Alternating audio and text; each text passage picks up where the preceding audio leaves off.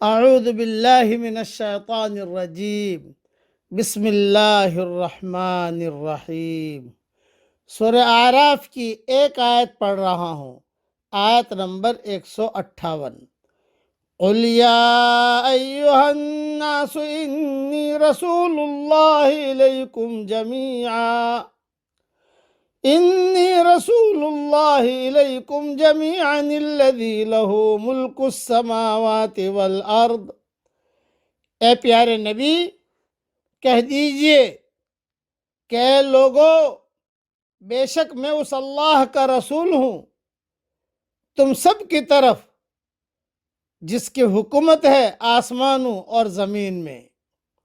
لا الہ الا ہوا یحیی و یمیت، اس کے سوا کوئی معبود نہیں، وہی زندگی دیتا ہے اور وہی مارتا ہے۔ فآمنوا باللہ ورسولہ النبی الأمی الذی یؤمن باللہ فآمنوا باللہ ورسولہ النبی الأمی الذی یؤمن باللہ وکلماتہ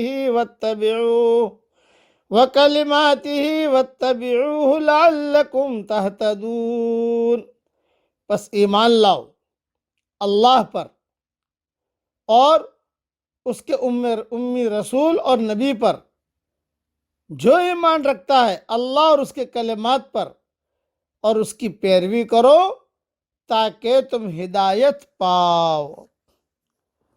مختصر تشریح سن لیجئے۔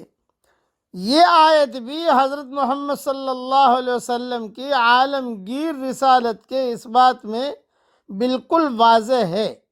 اس میں اللہ تعالیٰ نے حضرت محمد صلی اللہ علیہ وسلم کو حکم دیا کہ آپ کہہ دیجئے کہ اے کائنات کے انسانوں، میں سب کی طرف اللہ کا رسول بنا کر بھیجا گیا ہوں۔ یوں آپ صلی اللہ علیہ وسلم پوری بنی نوع انسانی کے نجات دہندہ اور رسول ہیں۔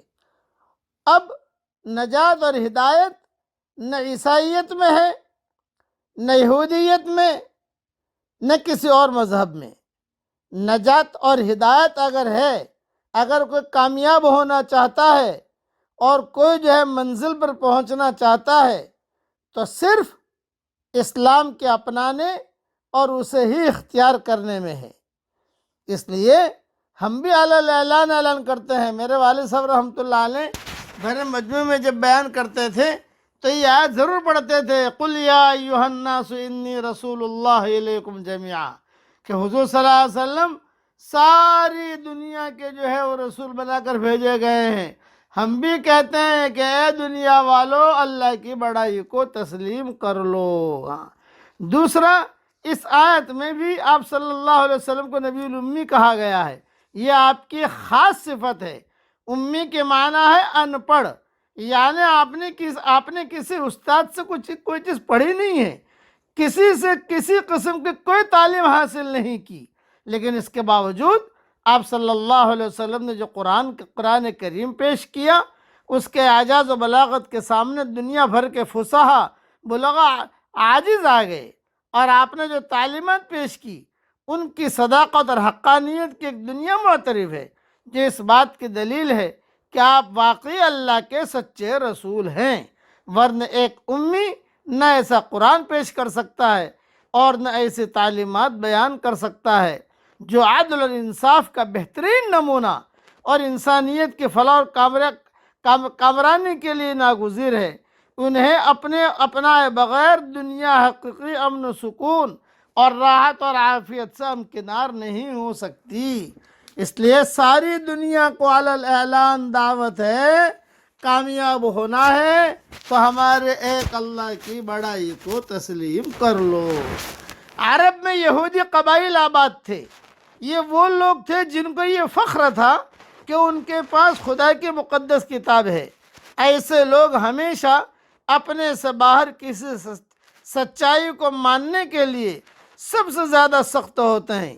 ان کا یہ احساس کہ وہ سب سے بڑی سچائی کو لیے ہوئے ہیں، ان کے لیے کسی دوسرے کی طرف سے آنے والی سچائی کو قبول کرنے میں مانع ہو جاتا ہے۔ یہی حال یہود کا ہوا۔ کہ ان کی بہت بڑی اکثریت ضد اور تعصب کے نفسیات میں مبتلا ہو گئی.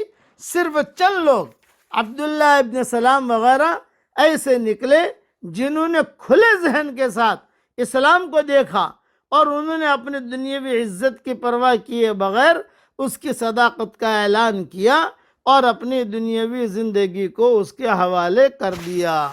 عام دو لوگوں کو دعوت ہے، سارے چودھریوں کو، کہ اسلام کو کھلے دماغ سے دیکھو اور کھلے دماغ سے سوچو اور نفسانیت کے چکر میں مت پڑو اور ایک اللہ کی بڑائی کو تسلیم کر لو اور حضور صلی اللہ علیہ وسلم کے نبی ہونے کو تسلیم کر لو. اللہ تعالی ہم سب کو اس پر عمل کرنے کی توفیق عطا فرمائے. آمین. وآخر دعوانا ان الحمد للہ رب العالمین.